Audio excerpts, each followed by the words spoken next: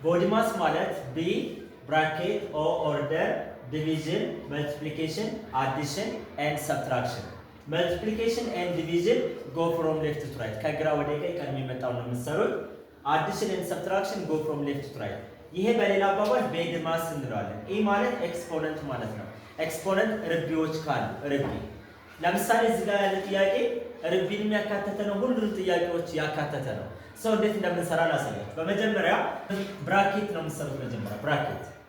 በመጀመሪያ የምትሰሩት ማለት ነው ብራኬት ነው ቅንፉን። ስለዚህ ሌሎቹን እንዳለ ትጽፋላችሁ ማለት ነው። 4 ሲባዛ 3 ርቢ 2 ሲካፈል 2 ሲደመር 8 ሲካፈል ለ2 ስንት ነው? 4 ሲቀነስ 5 ትላላችሁ ማለት ነው። በመቀጠል ኤክስፖነንት ነው የምትሰሩት፣ ርቢውን ነው የምትሰሩት። ስለዚህ 4 ሲባዛ 3 ርቢ 2 ስንት ነው? 9 3 ርቢ 2 ማለት 3 ሲባዛ በ3 ማለት ነው። ሲካፈል 2 ሲደመር 4 ሲቀነስ 5 ትላላችሁ።